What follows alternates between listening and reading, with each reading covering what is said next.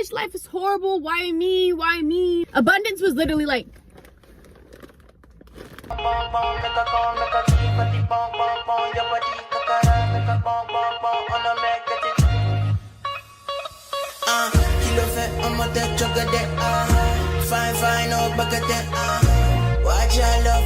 what's poppin', goddess Gyals? What's poppin', goddess Gyals? Welcome all the way back to my channel. It's your gal, Gotti Des. And today, we're gonna be diving into a topic that we hear and see people do very frequently. Are you ready? Now, I know you saw the title, okay? When you clicked on this video, like, okay, not judging. No, not just judging in general. Judging the moment. So not just judging anything, but judging a moment in time. So you're probably thinking, how do we not judge a moment when our brain is wired to judge? How do we not judge when our brain is wired to protect us? We're about to get into it today. Let's go. I'm going to start by reading you a parable from Jay Shetty's book, Think Like a Monk. This parable is the foundation of today's conversation, okay? So we're just gonna open up to where I have it marked. I love to annotate, I love to use stickies. So here we are. Okay, YouTube videos turning into like a little reading corner. I kind of like this vibe. Let me know if y'all like this vibe, because I kind of like this vibe. So if you have the book Think Like a Monk, or you do want to get this book after, we're on page 58.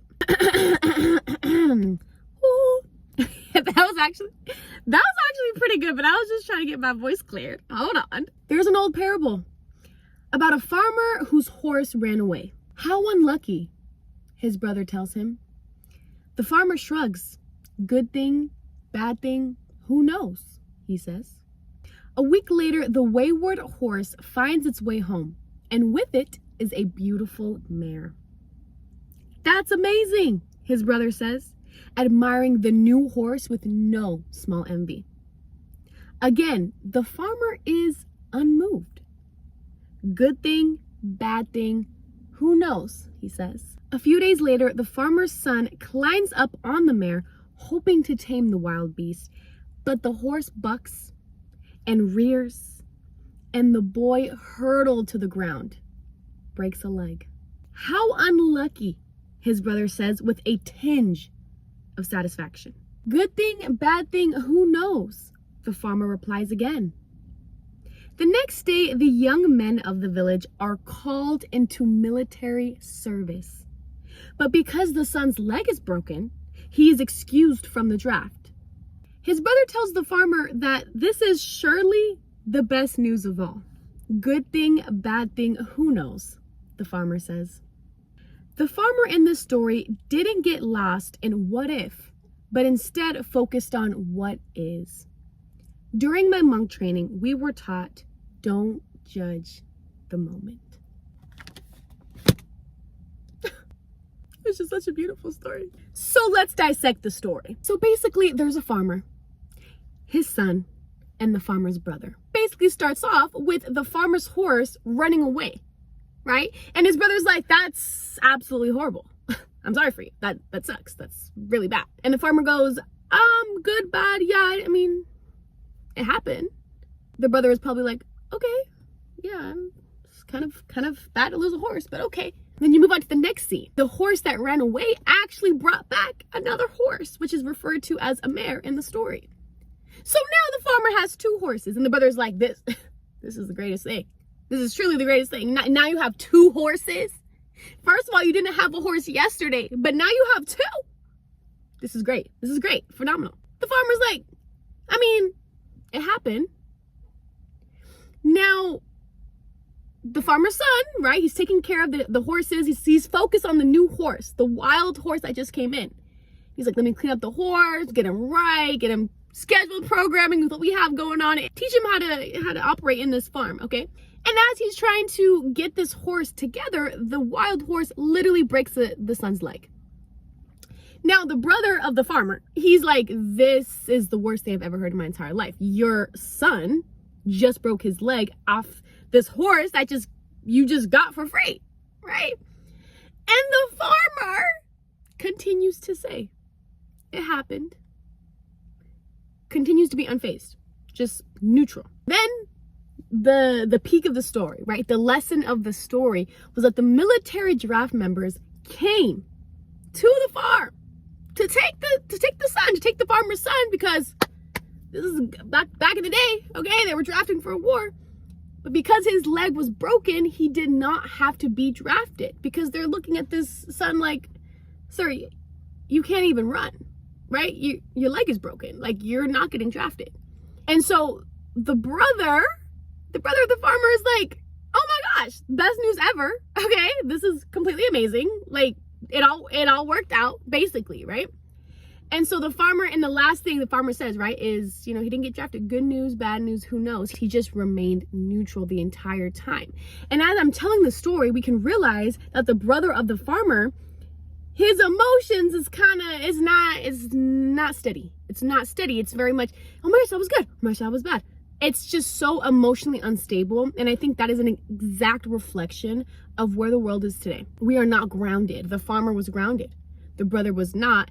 And the son just kind of had to go through everything. So this is the key in not judging the moment, is remaining neutral based. Remain neutral. And I'm not even going to sit here and act like this is an easy thing to do. I'm not going to sit here and be like, well, if you don't, from this day forward, start acting neutral in every good and bad perceived situation in your life, then no. It is not something that happens overnight. Mind you, this lesson was taught by monks, right? Who they're training on these things for months, for years, their lifetime, their literal lifetime. They're working on these principles.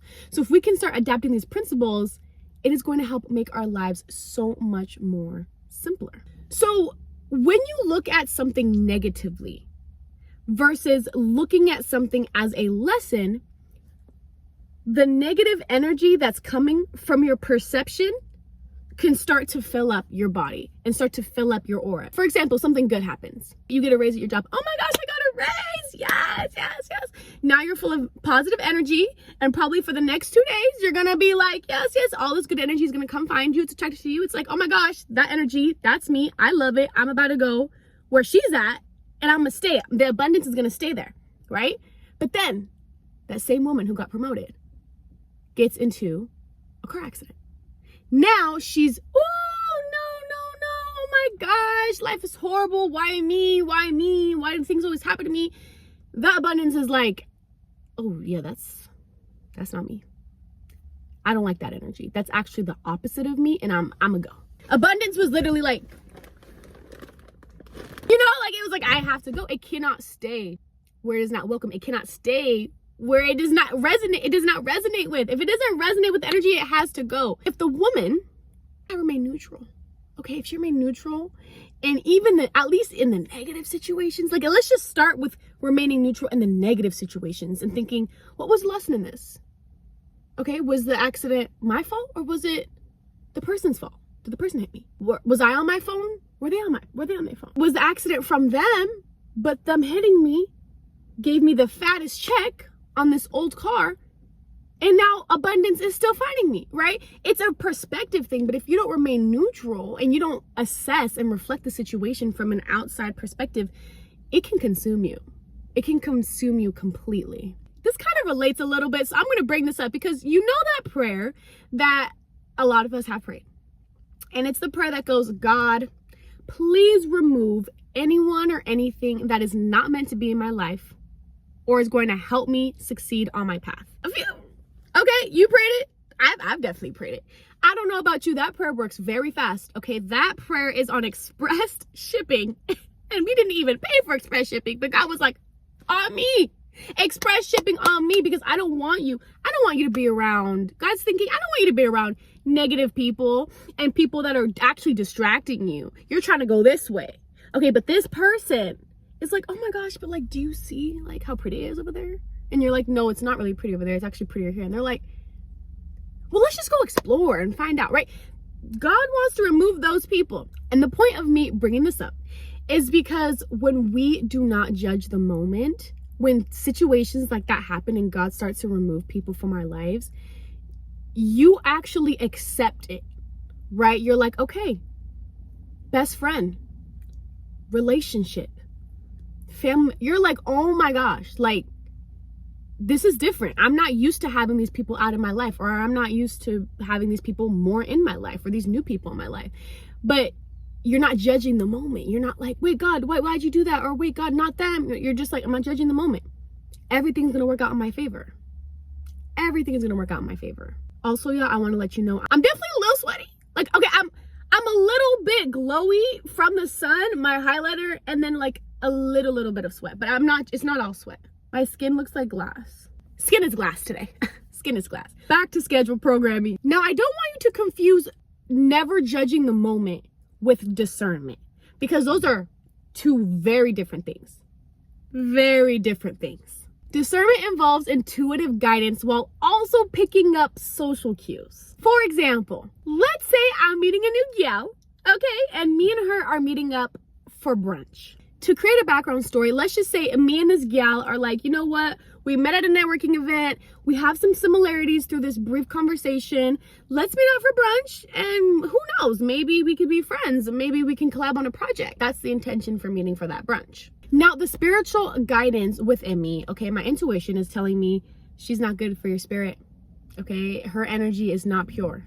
So then I would clock that message in my head, and I'd be like, okay, intuition, message received. Okay, I'm just gonna put that in the back for a second. So now I have this spiritual recognition. Then throughout the brunch date, maybe she's complaining a lot. She says things like, I don't get along with a lot of women. I don't like working on projects that are outside of my self-interest. And I'm just sitting here like, okay, so we don't share any of the same values. We don't. I'm also clocking that. I'm picking up the social cues of her personality and how she's delivering, because people will tell on themselves. And that's a whole other video I'm gonna make on its own. People telling themselves. You just gotta pay attention. You gotta pick up the social cues. At the end of that conversation, my discernment taught me our energy doesn't get along. My spirit literally said no before she started talking. And then all of these examples are not aligning with my values. So it's a no. And to avoid discernment, to avoid social cues, and to avoid your spiritual essence within you to help you, that's where we run into a lot of problems. Okay, we don't want to run into all those problems anymore. Discernment happens before the cause. Before the thing blows up or goes well, you're using your discernment to get to that destination. And then after using your discernment, after the cause happens, you don't judge the moment. You reflect after the cause happens, after the action happens, but you reflect. But you don't judge the moment. You just say, this happened, that's interesting. So if you're not gonna be in a thank you God for this lesson, a thank you universe for this lesson, thank you spirit for this lesson, then remain neutral so that you're not switching so much energy around you. Take some time over the next few days and think, how am I responding to situations? Okay, am I remaining neutral, or am I judging the moment? Were you neutral, or did you judge the moment? Alrighty, I'm about to wrap up this video. Okay, this was such a great conversation. I genuinely love this mission. The sun just got brighter as I'm wrapping up this video. Every Friday I come out with a video inspiring you to be your best self, your top tier self, but ultimately training to become a goddess, because goddess energy in a woman is literally the most powerful thing that we can do. Truthfully. All right, y'all. I will see y'all in the next video. Bye.